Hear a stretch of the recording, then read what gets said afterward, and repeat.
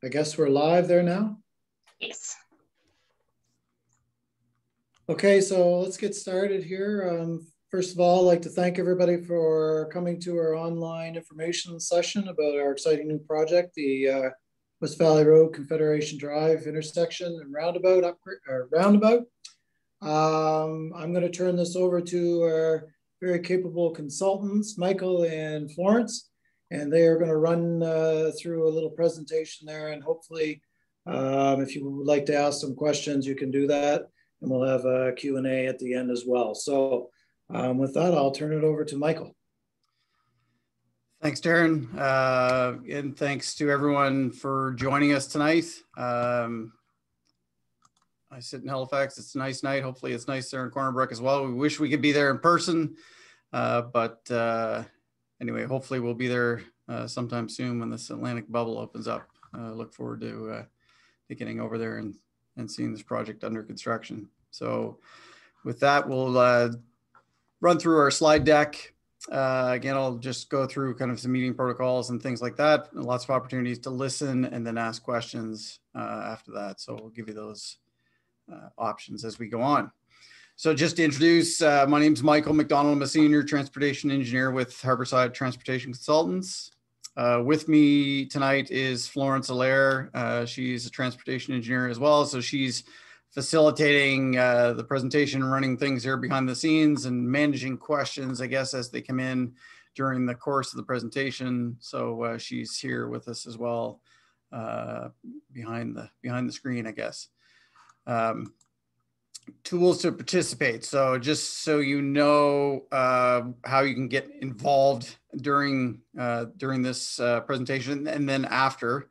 First, we'll deal with sort of how you can get questions to us here as we go on.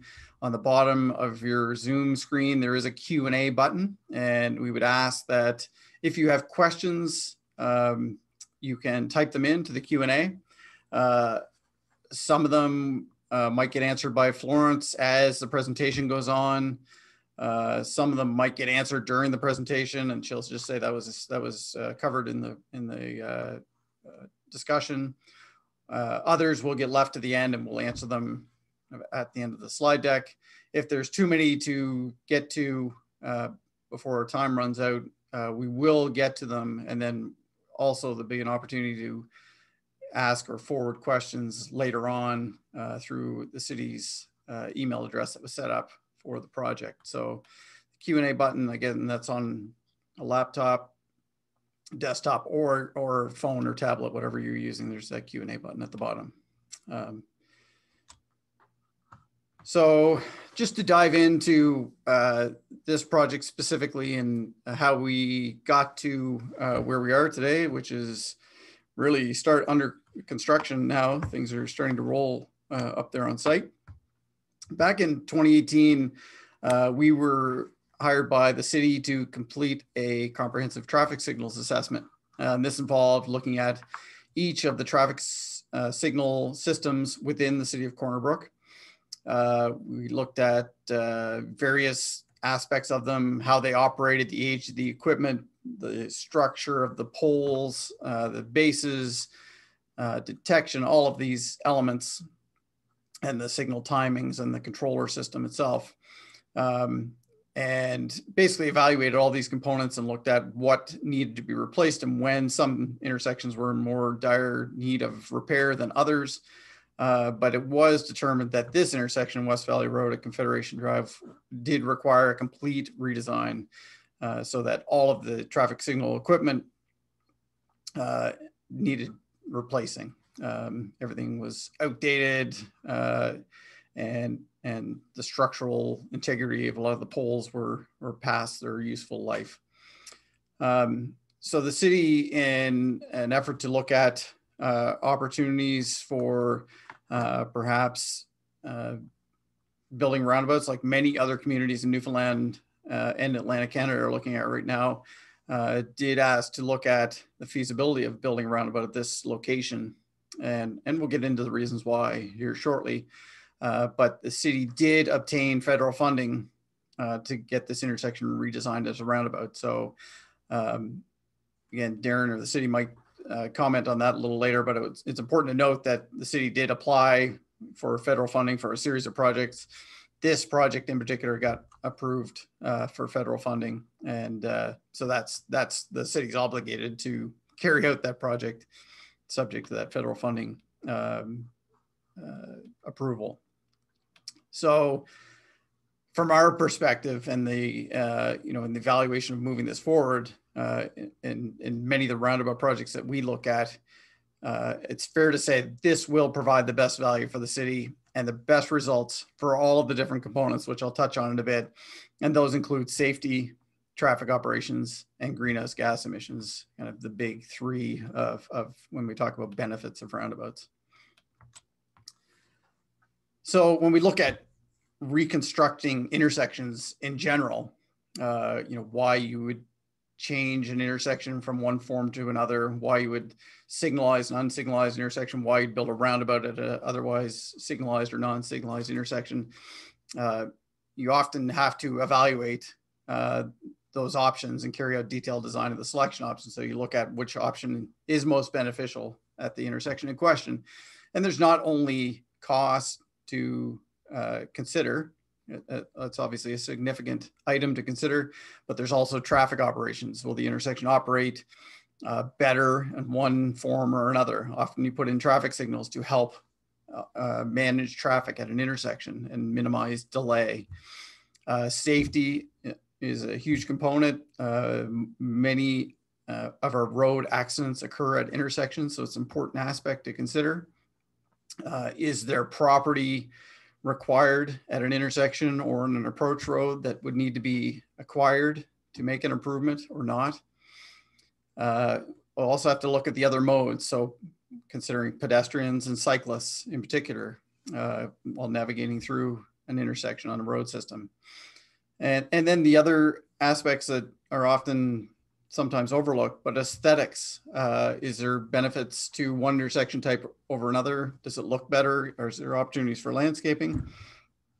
Environmental considerations, as far as electricity usage, landscaping elements, greenhouse gas emissions, those types of things. And then sometimes what can be the biggest driver of costs over the life cycle of an intersection is the maintenance. Is there equipment that needs to be replaced? Is there equipment that needs to be constantly upgraded and evaluated?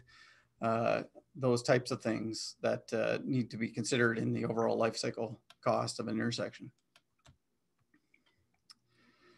So when we look at roundabouts in particular, oftentimes we talk about a lot of these major benefits that come to the forefront. At the top of the list is safety. There's been countless studies done all over the world about the safety impacts of roundabouts. And it's without a doubt overwhelmingly pointing to the fact that they are the safest form of intersection treatment, generally speaking. So why is that? They significantly reduce injury and fatal collisions at intersections. And I'll show some statistics on that later on. And some rationale why. When it comes to traffic flow, it tend to reduce delay versus a similar size lane approach signalized intersection. So you can get the same sort of footprint with the same sort of approach lanes. You can get more traffic through a roundabout than you can a signalized intersection. And that you'd think that logically just by the fact that you don't have cars stopping unnecessarily at a red light when they don't need to, and there's nothing coming the other way, generally speaking. But also, there's decreases in fuel consumption. There's less sitting at lights, less idling, less air pollution, all of those benefits that go along with it. Maintenance, I just touched on. Obviously, with a signalized intersection, there's ongoing electricity costs that go with running a set of signals and a controller that goes with it, but also maintenance and having to regularly replace signal heads, regularly replace detection systems, upgrade controllers, sometimes operation maintenance with respect to signal poles. So there's lots of elements in a signalized intersection that need to be maintained over the course of the lifetime of an intersection. And then aesthetics, there's opportunities in different areas of a roundabout that provide opportunities for landscaping in the form of plantings or sometimes elaborate sort of structures and features that can be built as gateways to communities we see around the world. So roundabouts, they might be new to Corner Brook and the West Coast, but there are a growing number of roundabouts in Newfoundland for sure. There's just a listing here of a few of the ones, and give you an appreciation for, what's on the ground and what's in the planning stages. At the top of the list, say Galway. Galway is in St. John's, so the big development on the west end of St. John's, where 6 are built currently on the ground, and there's another one planned in the future. So just in that development itself, quite a few roundabouts being built within there. The town of Paradise was the first community in Newfoundland to build a roundabout in recent years. After St. John's had built the initial ones, there was a long pause, but Paradise had jumped into building roundabouts there, and they have a number of them planned in the near future. St. John's now has 7 on the ground, and they have numerous roundabouts planned coming up in the next number of years. As many of you know, Grand Falls Windsor has one on the ground. Holyrood has built one in recent years. Gander has one in the planning stages now, might be planned for construction this year.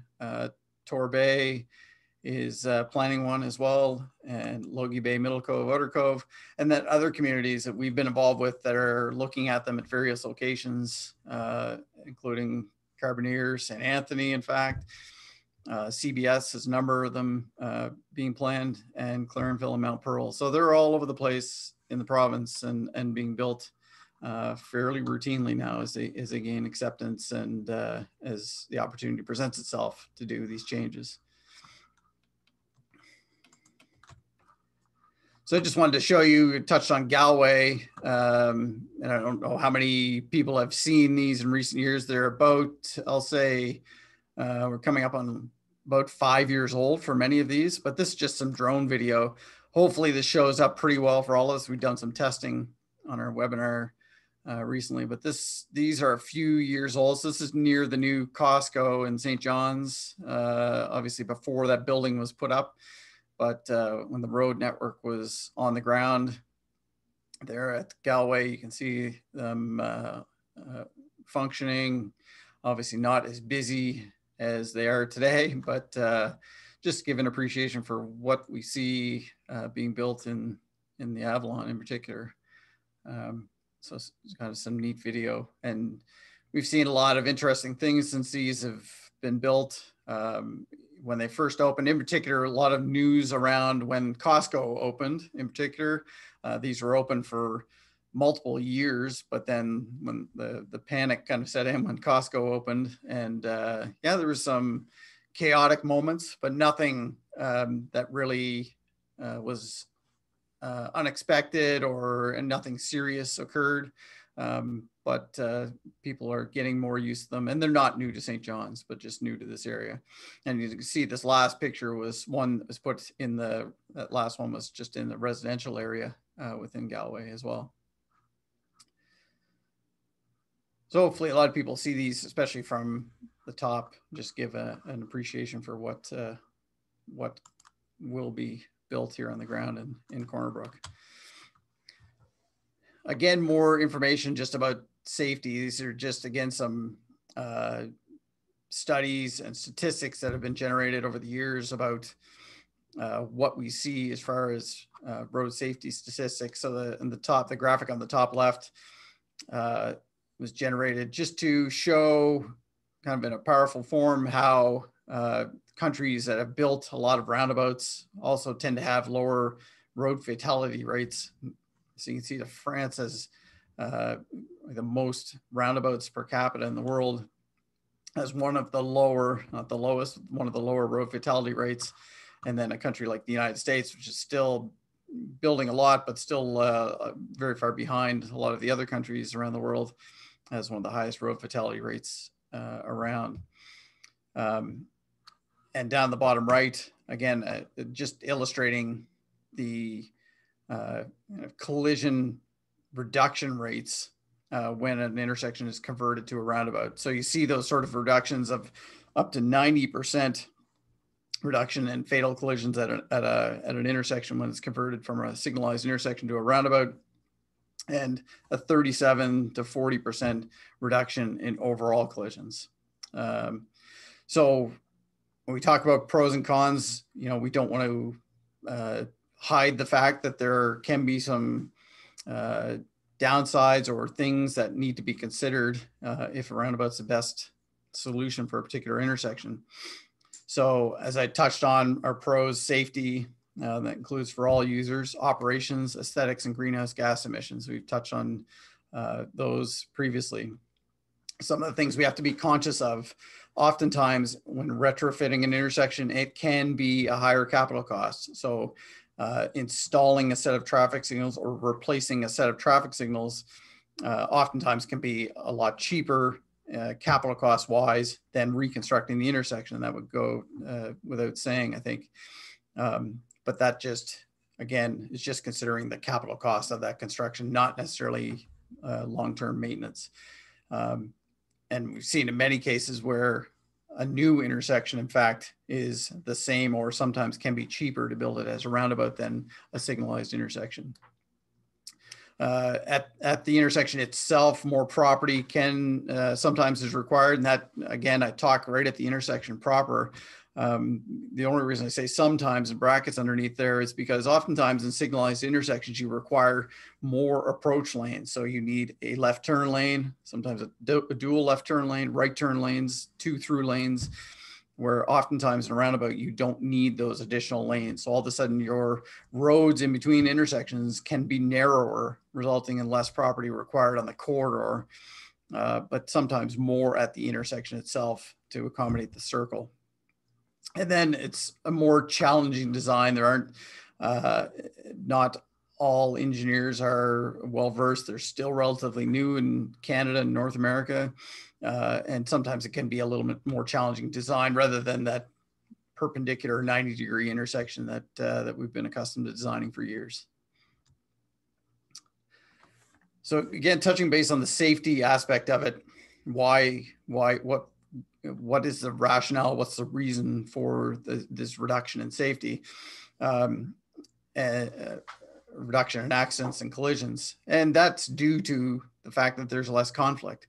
So the graphic on the left-hand side shows a traditional kind of 4-way intersection, and the fact that in this type of intersection, signalized or not, there are 32 conflict points in this scenario. So left turning traffic conflicting with through traffic, right turning with through traffic, all these different conflict points that can result in a traditional intersection, where a roundabout only has 8. So an approaching car with a circulating car at all 4 approaches. So that's a quarter of the conflict points, and it has to result in less safety, less collisions at an intersection.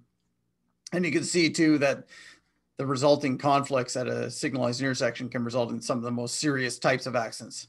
Rear ends, so a car stops and the car behind it runs into the rear end of a car. That's a serious accident. Head-on collisions and T-bone collisions. Those are the serious high-speed, violent collisions that can happen at a signalized intersection.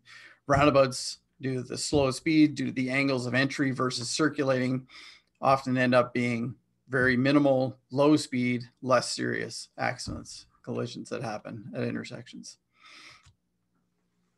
Then the other aspect at an intersection with respect to conflict points is pedestrian versus vehicle. So again, at a traditional signalized or stop controlled intersection, 4-way intersection, we can see 24 pedestrian vehicle conflict points. So just different vehicles turning, conflicting with people that would be crossing at crosswalks at the intersection points. And in a roundabout, you see only 8 of those, and 8 meaning an entry and an exit at 4 legs. So those are the only collision conflict points that you would see at a roundabout. And every crossing at a roundabout, obviously, as a pedestrian, you're only facing one direction of traffic at a time. So you're facing traffic exiting the roundabout, then you hit a splitter island, then you face traffic or cross traffic that's entering the roundabout. So you're only looking at traffic coming from one direction only. We touched a bit on this with respect to environment. Again, with air quality, less idling, fuel conservation. Again, I touched on the fewer traffic lanes, less road widening. So that's kind of that saying we always say, narrow roads, wide nodes, narrow roads, sort of a saying. So the roads in between intersections hopefully are narrower by using the wider roundabouts at the intersections itself. So more opportunity for landscaping and buffers and these types of things that can beautify a corridor. And the less electricity consumed by the signals. They take power to run.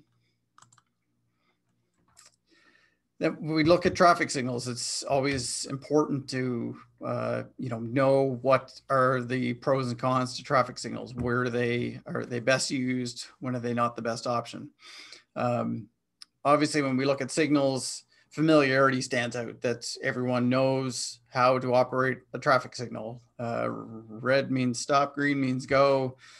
Flashing arrows mean you have priority to move in a certain direction. You have pedestrian crossing signals as well. They're familiar, they're everywhere. We know how to use them.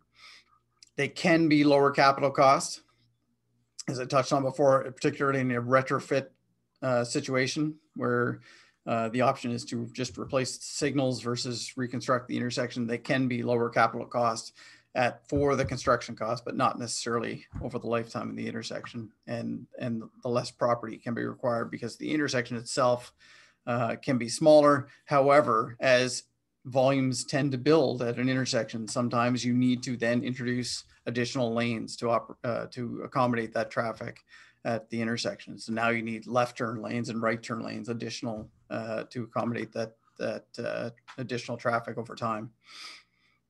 On the downside, they do have a lower safety record. So I keep harping on the safety aspect of things. One of the big misconceptions is that traffic signals are not a safety device. They are a traffic operations control device, but they're not a safety device. Like I said, when it introduces these other types of collisions that can happen at intersections, they don't mitigate those. And so the safety record is not optimal at that traditional four-way intersection. There are a lot of maintenance, and not just about replacing equipment, but there's also when certain municipalities have signals, you have to constantly look at your traffic volumes. Is it operating as it's intended? Do you need to adjust signal timings? Do you need to upgrade detection? These types of things that have to constantly be monitored by a municipality to make sure it's operating efficiently. The worst thing I can see is long queues of traffic on one leg with green time on the other leg with no volume on it. So those things have to be constantly monitored to make sure they're adjusted and operating as intended. And generally lower operational capacity. So a traffic signal can't always react. It can't let people, enter an intersection on their own. You cannot enter when the light is red, and you need to wait your turn. And then in between that, there's all red time, which means all legs are red. There's amber signals that people stop. There's a lot of time in there to switch between different phases. So over the course of time, over the course of an hour, there's a lot of time just wasted with where no cars are moving through an intersection. So generally speaking, they tend to have lower operational capacity than a roundabout. Education's a major component to any roundabout, particularly in a community that doesn't have one on the ground yet. So we were involved very much with bringing roundabouts to Paradise, Newfoundland. We've also done education campaigns for Holyrood and other communities in Nova Scotia. So it's important to know there can be time and time again in various locations, not just here, but all over Canada and the United States, a lot of apprehension or opposition to a roundabout project.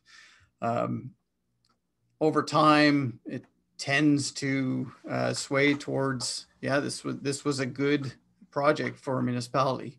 It's operating as intended, and the main goal of this is to have a viable, long-term, safe intersection that is, the best bang for the buck for the city of Corner Brook. That there'll be very little maintenance. It will operate safely, and we'll be able to handle increases in traffic for years and years to come. That's the main goal here. So education is always an important aspect of it. A lot of education is surrounding, how to use it when you're entering.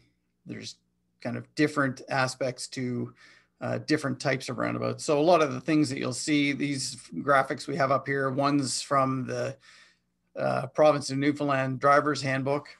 So there is some material out there. There's also the City of St. John's has created some information and videos on their website. We've also given some material to the City of Corner Brook for posting on the city's website, just about how to drive a roundabout. In particular, we want to focus on the single lane roundabout because roundabouts, generally speaking, can be divided into two categories, and that's single lane and multi-lane. Single lane being all lanes approaching or entering the roundabout. There's just one lane to enter. Multi-lane, there can be multiple lanes. So those ones we flashed up on Galway, most of those ones we had up in that video were multi-lane roundabouts. So it's important to select your lane depending on your destination at the intersection.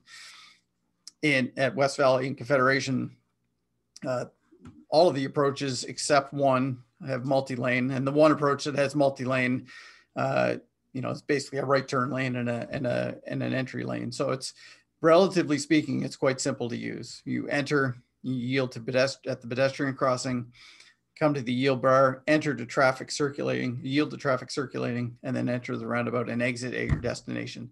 So a lot of these videos that we've posted on the city's website illustrate that. And I think for those that haven't had the opportunity to drive through roundabout, I think will really give a good visual to how simple they can be and how safe they can be as well for everyone that's using them. So we've posted, you can see the website on the bottom of the page here.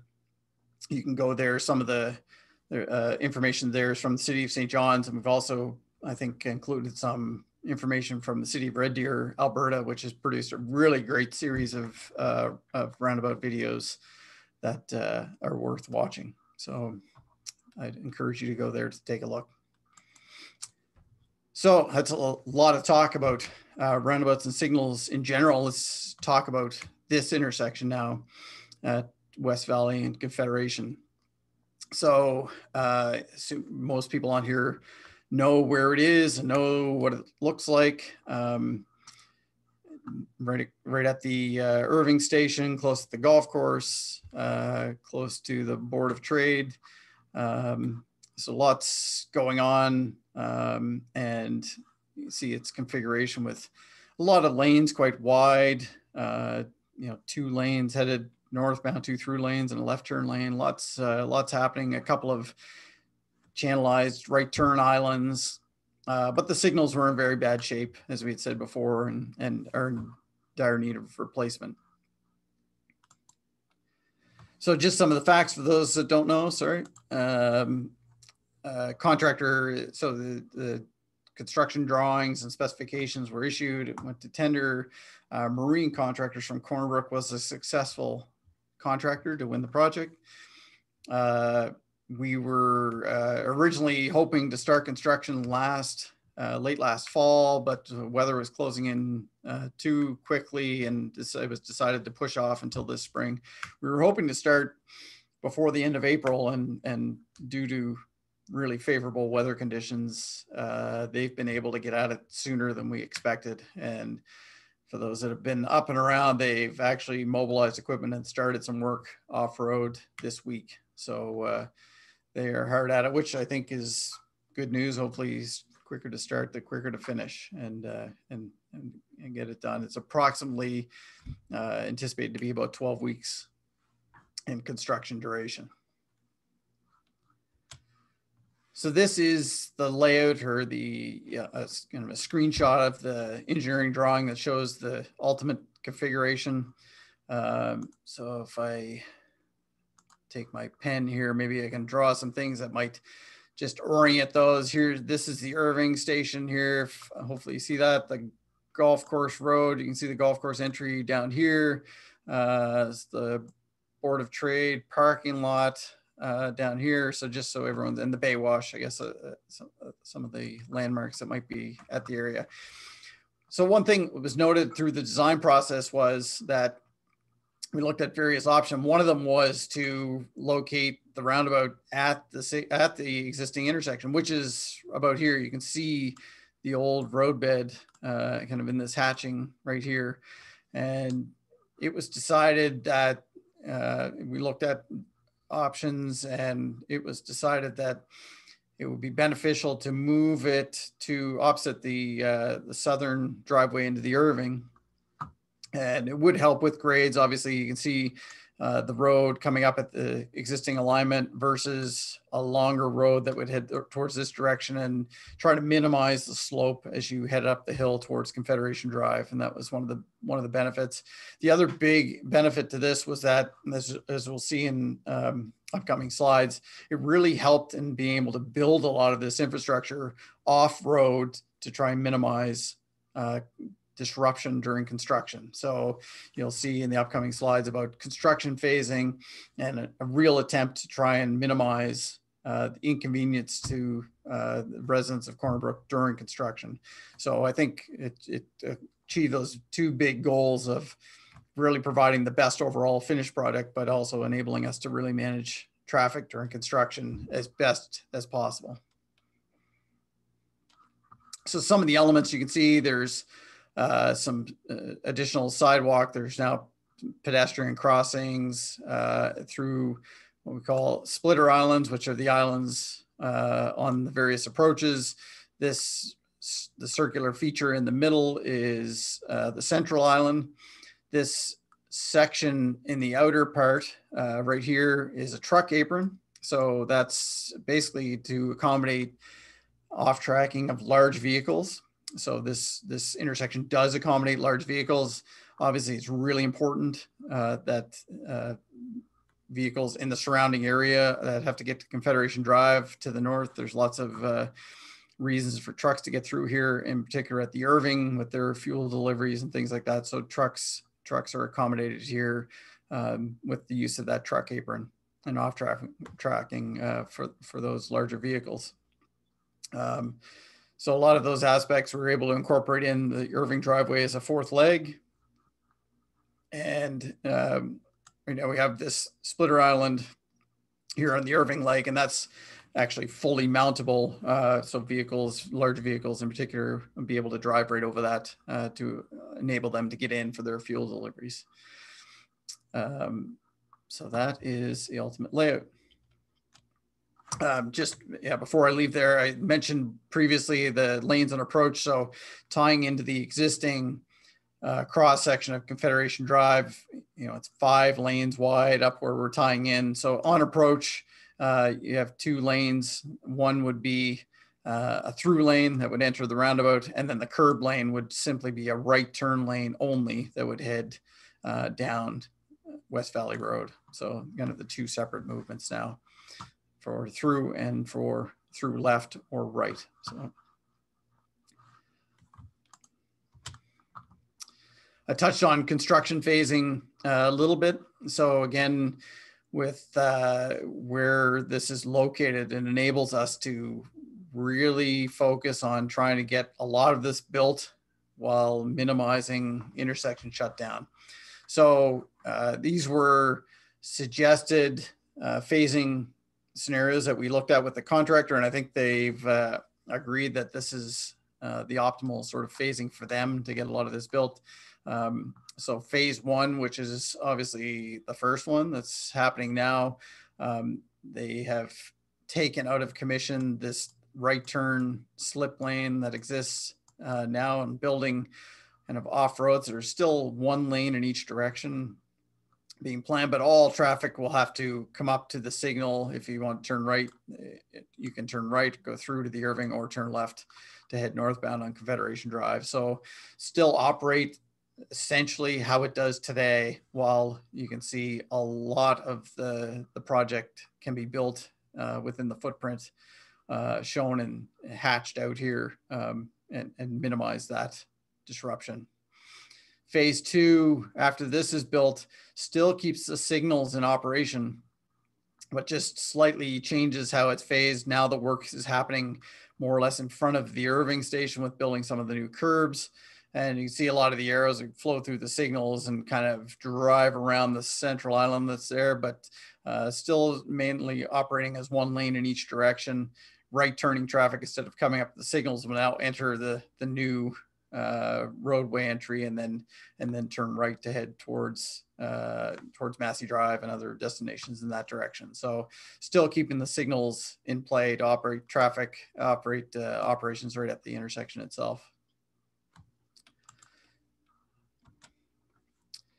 And then phase three is a lot of removal of existing and reinstatement of the old roadbed and completion of last little details and things like this, removal of the signals. At this point, the intersection will essentially flip to operating as a roundabout. So that's the day, the signals come down, and now we're doing these things, yielding on entry and circulating around the roundabout to get through the intersection. And then phase four, just some of the last little details, completing a couple of the splitter islands, and then we see these last little touch-ups with respect to pavement markings and signage for its final completion. So those are kind of the stages. So the biggest chunk of the work being done in phase one, and then a lot of little pieces to bring it to completion. This was just a video. We thank our friends at the city for actually putting this through. So it kind of illustrates this. Hopefully this works on your screen as well as we did, but just kind of illustrates the nice graphic to illustrate how the different phases will work. So phase one outlined there, and you can see the circle and the approach roads being built and coming into shape. So that red's the construction zone. Now we flip to phase two with that construction zone outlined in red, and some of the curbs and islands in front of the Irving being built in particular. And a lot of that stuff, you see the removals and now greening up of this space that wasn't before. So that's a nice feature here of being able to landscape and topsoil and sod. And the new driveway from the Board of Trade that will have to be extended slightly over to the new roadway alignment on West Valley Road. And that leaves us with the final phase of those splitter islands being built. And then we have an open roundabout.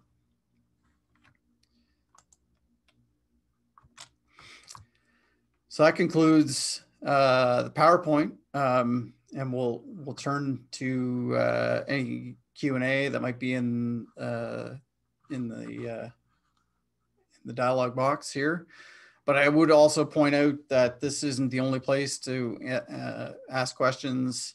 The city is there's information on the webpage that I had up earlier, but also this email address, roundabout@cornerbrook.com, where you can send questions that will get answered either by us as a consultant team, or the city, or who's ever most appropriate to answer the question. So these questions can continue to come in afterwards. They don't have to be tonight.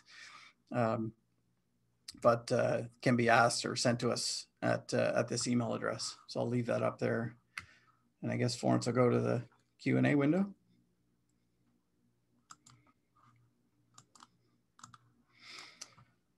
All right. So we have two in here right now.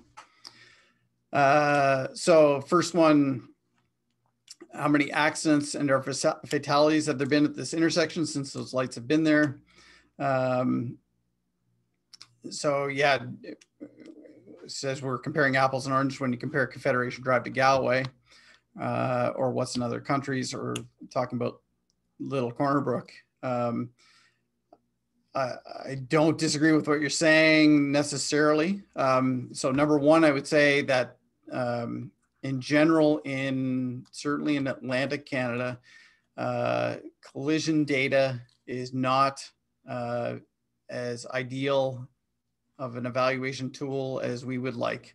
So a lot of us rely on policing or emergency services to provide that information, and it's quite lacking, to be honest. And when I say that, we would sometimes know at a particular intersection that there was an accident there or nearby. Oftentimes we wouldn't know the type, the reason or rationale behind them. So unfortunately, for a lot of our data that we collect from different municipalities, oftentimes we can say there was an accident at or near a particular intersection, but wouldn't always get us to the reason or rationale why. So oftentimes it's not as relevant as we would like. All we do know is that intersections, here, big cities, small cities, medium-sized cities, small towns, villages, whatever, obviously the reduction is going to be quite significant in intersections where there are high traffic volumes, but it still is beneficial at intersections with small traffic volumes. And, we do know that these intersections are the safest available to us as practitioners, as designers. So yeah, it's agreed that big multi-lane intersections with thousands of vehicles a day isn't the same thing, but this type of intersection treatment can be just as valuable in small towns. We see this, the best example I can think of is Prince Edward Island, where they've built roundabouts at an alarming pace, to be honest. And, of a province with a population of about 150,000 people, they're building them in remote areas, on rural highways, rural roads, all over the place, to address, what might be safety, might be just geometric issues, whatever it might be. But they recognize the fact that if they build this intersection, that there's not going to be the number of safety issues that there might be if they didn't. So that's a good example of where they're being built in smaller communities and more rural areas in Atlantic Canada in particular. So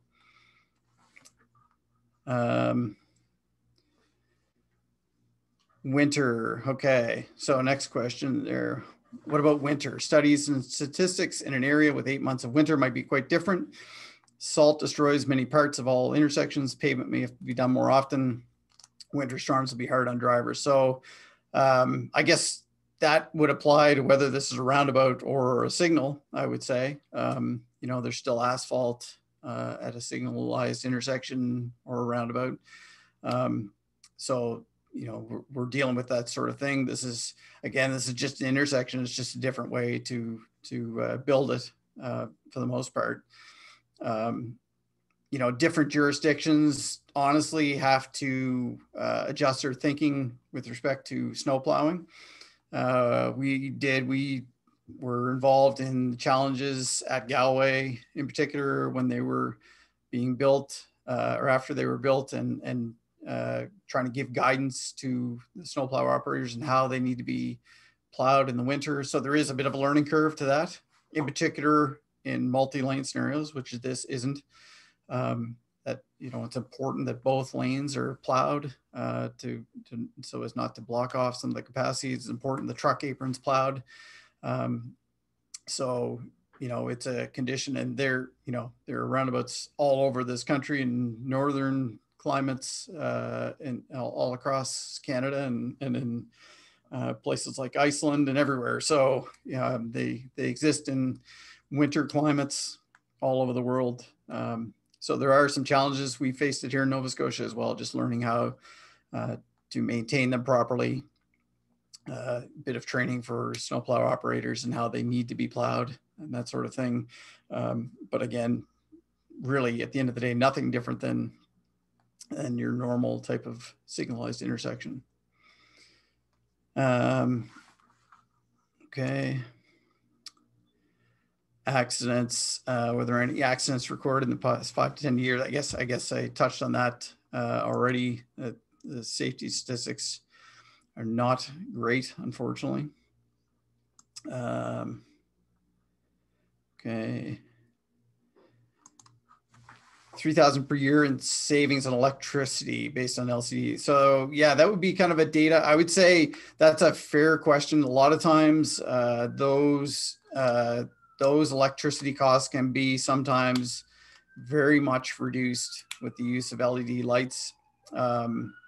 So they, again, it depends on the size of the intersection. You know, if you have 12 or more signal heads and multiple pedestrian signal heads and a detection system, your electricity usage rates are going to be higher than at a simple intersection with minimal or no pedestrian crossing signals. So there is a variance to that, no question.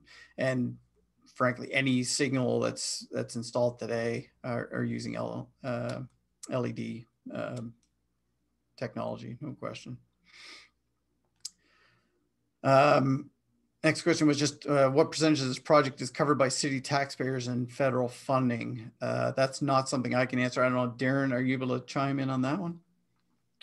Sure. This is 1/3, 1/3, 1/3. So 1/3 of the project is the city's cost, 1/3 is the provincial cost, and 1/3 is the federal government's cost. Mm-hmm. That's the breakdown. Yeah.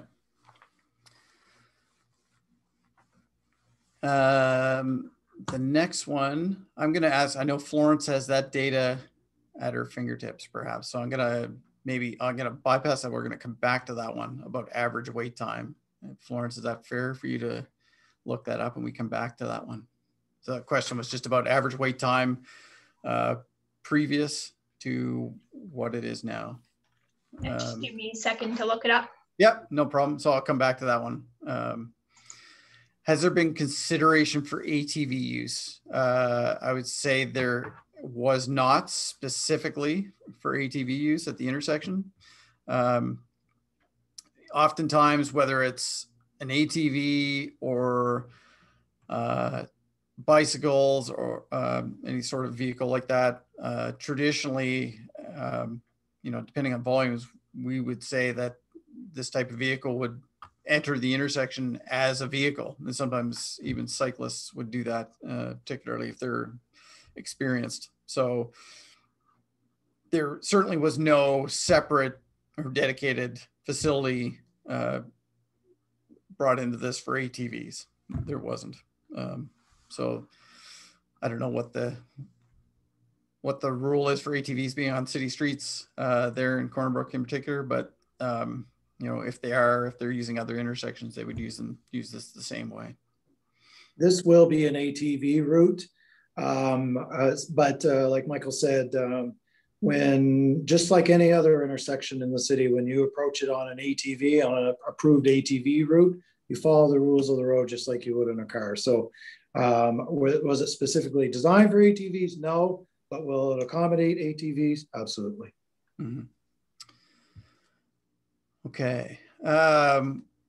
Next one was about what other intersections within the city were identified as potential locations for roundabouts. So I think it's fair for me to say that when we looked at all of, in our study, we looked at every signalized intersection within the city.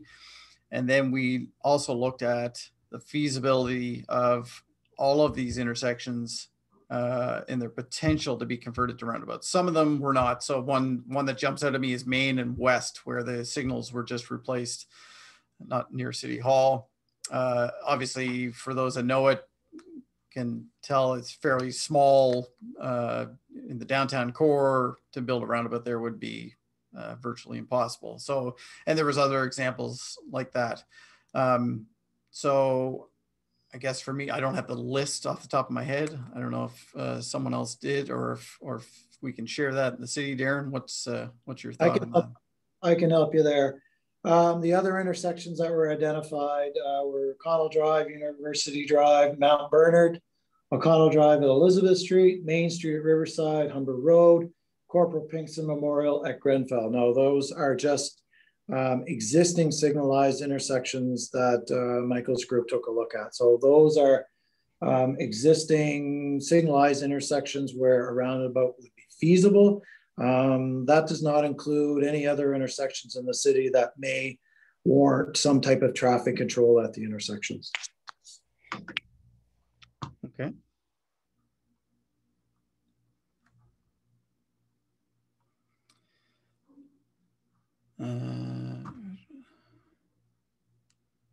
Okay. So my question here about how did this intersection get picked over other four areas studied? There might have been more than four, in fact, but I think I think some others have asked this question over time. I know the city had applied for federal funding for a variety of projects, and this is the one that got selected. So maybe Derek can speak more to that, but when you apply for funding, you can apply for 10 projects and you get approved for one. It might be the city of Corner Brook's third choice or fifth choice or whatever, but that's the one that got selected for federal funding. So that's what they're obligated to build. So I don't know if you want to expand on that, Darren. Sure. We knew that this intersection from Michael's study there, that we had to rebuild this intersection. So along with a lot of other priorities in the city, we submitted a list, I believe, of 20 projects, something of that nature. We had traffic signals in general. The top three solutions, we had applied for that. That was I believe, our fifth priority overall. We put in the roundabout at this location as, I believe, priority number 15. Again, we don't know how the projects were selected, but we were more than happy to participate in the federal and provincial funding to build a roundabout at this location. So we're not sure how it was selected exactly from a project funding perspective, but we felt this is a great option at this. I say sometimes people question, why this intersection or whatever, but I guess, and as Darren said, it was somewhat out of their hands exactly which one got approved for funding.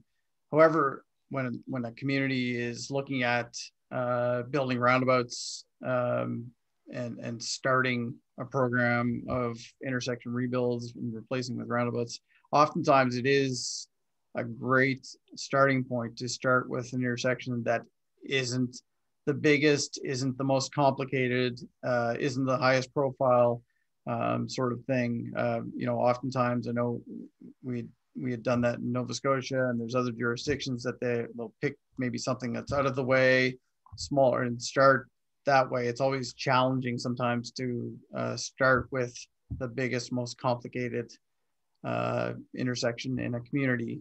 So at the end of the day, this is maybe worked out really well, I think, for the city of Corner Brook, in fact, that this one was selected. So another question will there be traffic stops for pedestrians to cross the road? So just generally speaking, as vehicles approach a roundabout and I can flash up the layout here, 1 second, the final layout.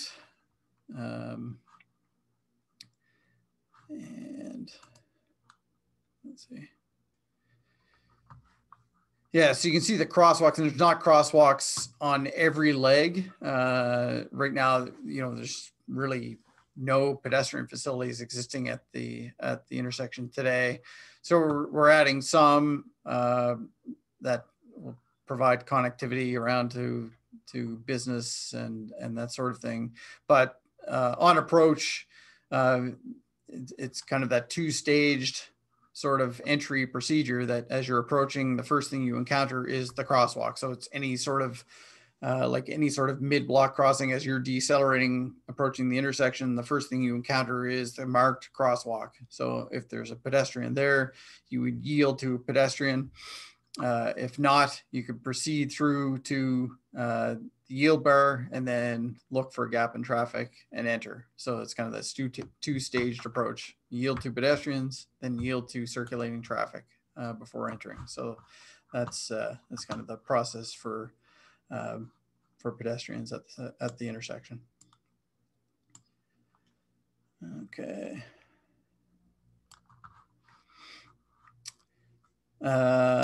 Was the closure of the hospital in West Valley considered within the traffic study? So I guess our project wasn't a traffic study as much as it was a intersection evaluation.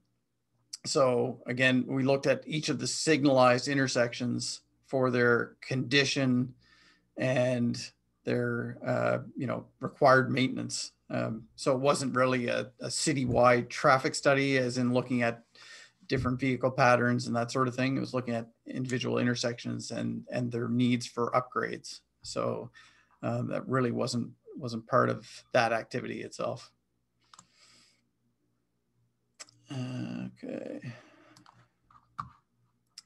Can you give details on signage for drivers entering and exiting? Okay. So there are a number of different signs that will be on approach. So we have map type signs. If you know, I should have had a graphic, I apologize for that. But basically what it is a sign graphic that shows essentially like a roundabout sort of graphic with roads coming off of it, and gives you an idea of, as you approach, exactly what it looks like, or exactly what the name would tell you, that it's a map of the roundabout, and shows you where the different destinations are. Again, pretty simple here, being, it's somewhat of a T intersection, even with the fourth leg being the driveway into the Irving. So the map signs kind of give you an idea of, if you drive through, you continue on Confederation Drive. If you turn right, you head to West Valley Road. So that's the first thing you would encounter on approach. The next thing on most of the approaches would be the crosswalk signage that you'd see at the crosswalk. So like any sort of crosswalk, ground mounted signs. For the crosswalk, at the yield bar, you'd have yield signs at the entry. So just telling you to yield to entering traffic. And then as you circulate, there will be exit signs at each exit. So as you circulate the first, whatever exit you come to, would tell you West Valley Road, Confederation Drive, give you those destinations. So fairly simple. It'll give you kind of the layout as you approach, and then, the various regulatory signage that's around, and then the exit sign, which would tell you, this is the exit to go West Valley Road. This is the exit for Confederation Drive.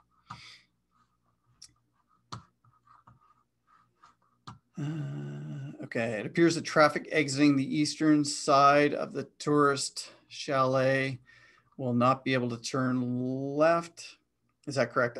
No, it's not. People coming out of the, I think what you're asking, Keith, is coming out of the, whoops, sorry. Bring up my pen again. I think what you're asking is coming out of the Board of Trade, the Tourist Bureau here. It looks like you can't, but you can turn left. So the Splitter Island concrete is back here. So we deliberately left that out of the way of the island. We've looked at this. We know that this is RV dumping station. We've looked at this turning movement to accommodate kind of vehicles towing trailers and the like. So vehicles can turn left. There's no prohibition for turning at that intersection. Okay. Florence, did you have any luck with the delays? Yes, so in 2017, the average delay per vehicle was 14 seconds for the entire intersection. And then you had higher delays on the northbound and southbound, so on Confederation Drive of up to 30 seconds during the morning and afternoon peak hour. Okay.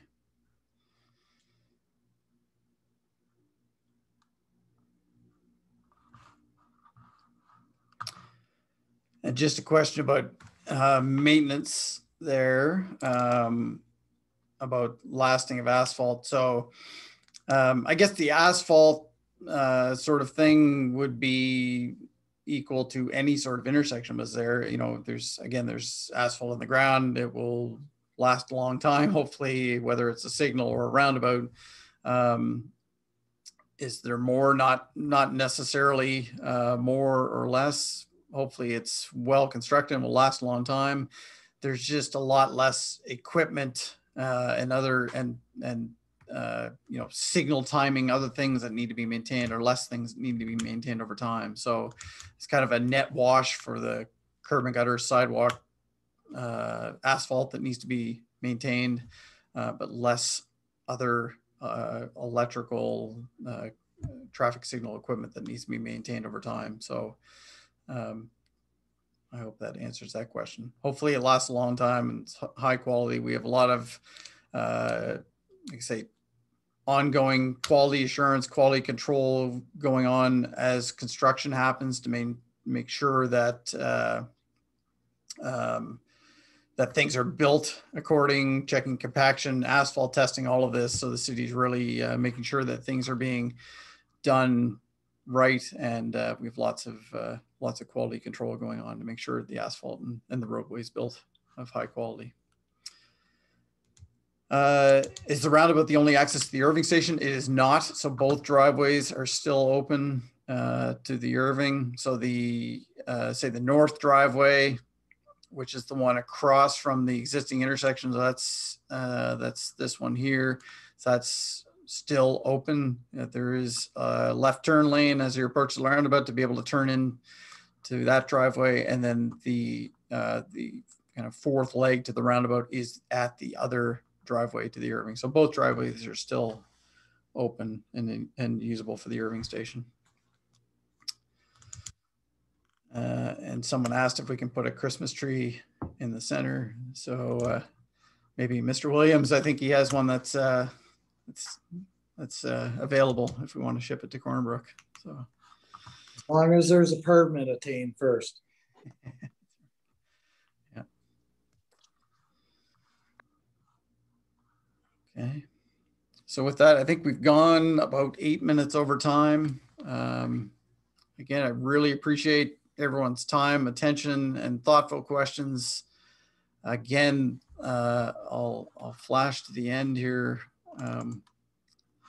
with the, whoops, sorry. I will flash up again. Hopefully the email address. Sorry, I lost it there. But roundabout@cornerbrook.com.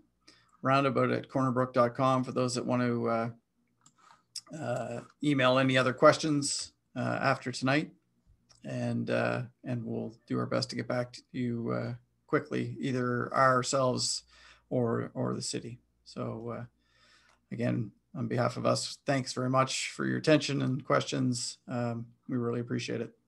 Darren, any other closing comments? No, thank you for attending, folks. Again, if you do have further questions, let us know. We'd be more than willing to answer them. Again, thanks for attending. This is really important for us to help people understand the decisions that were made, the advantages of roundabouts, and you know, just how to use them. So we're very pleased with this project, and we're confident that in the end, people will really like this intersection. Thanks very much, everyone. Thank you.